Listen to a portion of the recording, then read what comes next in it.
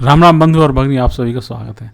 आज हम करने जा रहे हैं एक बहुत ही सुंदर विषय के ऊपर चर्चा और वार्ता।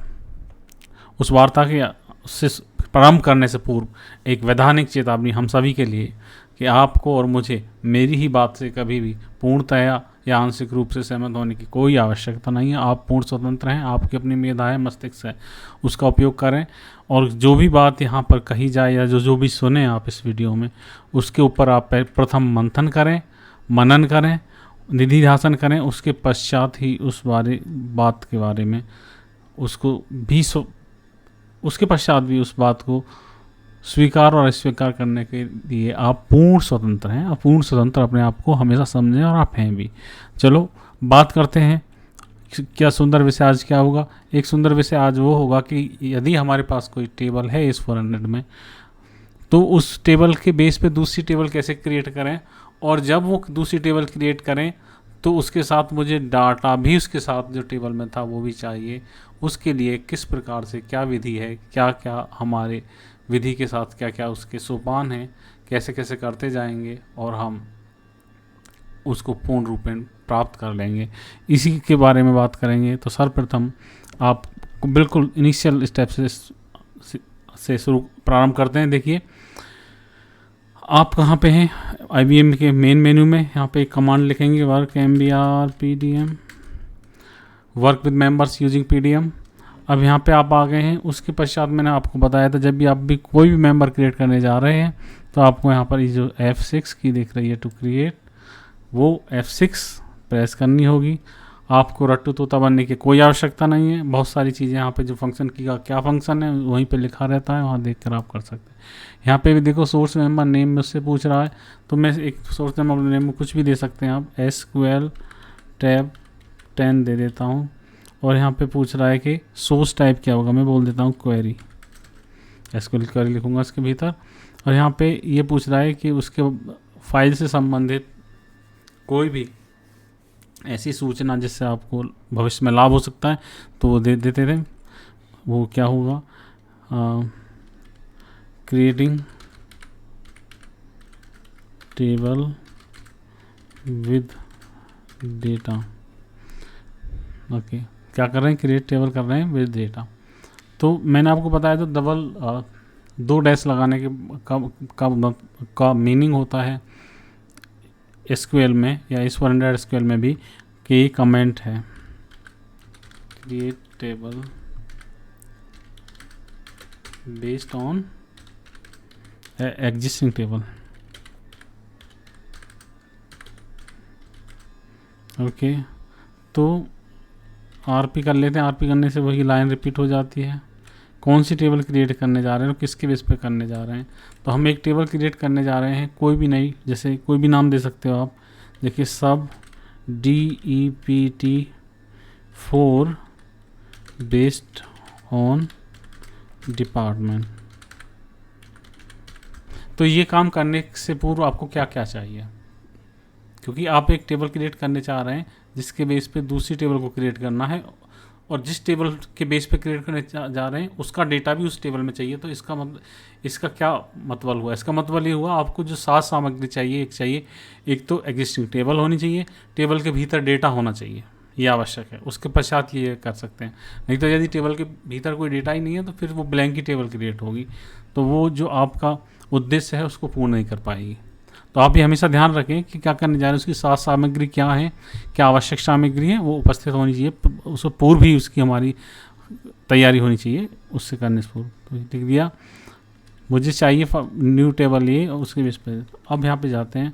अब यहाँ पे कोड लिखते हैं। वो 2 लाइन कमेंट है वो एग्जीक्यूट नहीं होंगी। दूसरी अब 3rd लाइन पे जाके कोड लिखना प्रारंभ करते हैं। तो करते हैं क्रिएट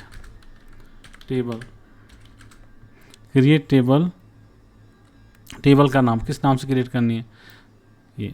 आप टेबल का क्वालिफाइड भी नेम दे सकते हैं, जैसे जोगी 1 मेरी लाइब्रेरी, आप अपनी लाइब्रेरी दे सकते हैं। डॉट जो टेबल क्रिएट करने जा रहे हैं टेबल का नेम एज, एंटर मारेंगे, नीचे आ जाएंगे, ये लेफ्ट पैरेंथेसिस ओपन कर देंगे। यहाँ पे लिखेंगे सेलेक्ट स्टार फ्रॉम, कहाँ से किस टेबल के बेस पे करना चाहते हैं, डिपार्टमेंट टेबल के बेस पे। और उसको भी क्वालिफाइड नेम दे सकते हैं, जोगी 1 में है या जिस भी लाइब्रेरी में है दे सकते हैं, अन्यथा आपकी लाइब्रेरी लिस्ट में वो लाइब्रेरी होनी चाहिए जहाँ से आप क्रिएट करने जा रहे हैं। फेयर इनफ, उचित है। समझ आ रही बात यहाँ तक?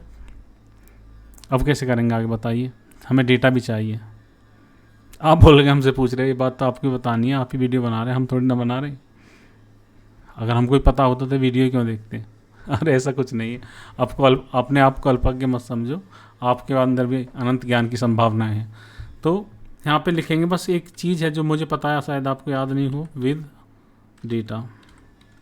ये आप जानते भी, आप तो जानते होंगे, बहुत होशियार हैं। और सेमीकोलन देने की कोई आवश्यकता नहीं है, दे दो तो भी अच्छा, नहीं दो तो भी अच्छा, अभी मैंडेटरी नहीं। तो ये इतना कोड लिखना है आपको, क्रिएट टेबल जोगी1 सब DEPT 4 एज दिस, ओके। और इसको करने के बाद आपको क्या करना है, ये उसके बाद करने के बाद आपको करना है याहू ये हो जाएगा, फिर कुछ नहीं करना, मजाक कर रहा हूँ, जोक्स का पार्ट, ओके। इसको करने के पश्चात आपको फाइल करके, फाइल आप जानते हैं फाइल लिखने का क्या मतलब होता है, जो भी आपने कोड लिखा है सेव हो जाएगा और मेंबर सेव हो जाएगा और मेंबर क्लोज हो जाएगा, और हो गया। और नीचे अभी आप नीचे जाएंगे तो आप देख पाएंगे कि SQL टेब 9 अभी मैंने क्या क्रिएट किया था, 10 क्रिएट किया था, 10 ही रहा यहाँ पे, ओके। ये भी क्रिएट किया था, इसका आप ना चाहें तो नाम कॉपी कर सकते हैं, क्योंकि जब मैं कंपाइल, अब आप बोलेंगे कॉपी तो कर दिया, कंपाइल कैसे करेंगे? क्या होता है जनरली स्पीकिंग, यहाँ पे 14 देने से करते हैं तो ज़्यादातर ऑब्जेक्ट क्रिएट हो जाते हैं, लेकिन ये ऐसा नहीं है, ये SQL कोड है और हम AS400 पे उसको एग्जीक्यूट कराना चाह रहे हैं। तो उसके लिए हमें एक स्पेशल कमांड लिखनी होगी, उसका नाम होता है रन SQL STM, ओके। और F4 प्रेस करने से उसके जो पैरामीटर्स हैं वो प्रॉम्प्ट हो जाते हैं आपके लिए भरने के लिए। तो सोर्स फाइल की आती, मुझे पता है किस में मेरा मेंबर है, वो क्वेरी मेंबर किस सोर्स फाइल में, वो मुझे पता है, वो है SQL SRC में, ये मेरी सोर्स फाइल नाम है।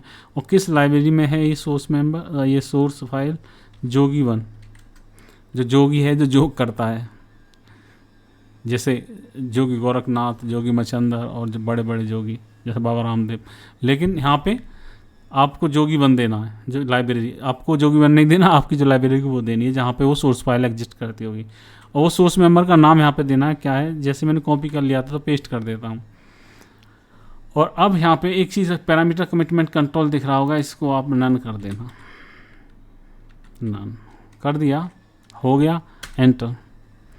और कोई भी वार्निंग नहीं, इसका मतलब हुआ कि मेरी फाइल क्रिएट हो गई। अरे तो अचंभा हुआ, ये कैसे क्रिएट हो गई? चलो अगर हो गई तो देखते हैं, ऐसे कैसे मानेंगे कि हो गई या नहीं हुई।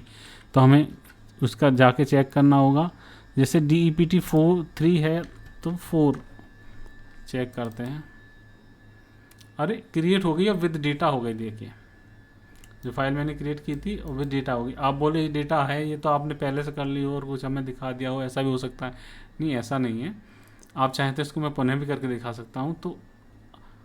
तो ये डेटा जो है ये कहाँ से आया है, उस टेबल में भी ये डेटा होना चाहिए। सेलेक्ट स्टार फ्रॉम डिपार्टमेंट, उससे पहले जोगी1 लाइब्रेरी भी दे सकते हैं आप, जोगी1 डॉट, और ये देखो यही डेटा होगा तुम्हारे जोगी1 में और यही कॉलम्स होंगे क्योंकि वहीं से आई है। तो इसका मतलब यहाँ के जोगो1 दे दिया, जोगो1 नहीं जोगी1 है, ओके, जोगी1 देख लो आ गया। और फिर डिपार्टमेंट, तो सेम रिकॉर्ड्स हैं। So this concludes this video. आज यहीं समाप्त करते हैं। जय श्री राम, जय भोले बाबा, और वीडियो समाप्तम।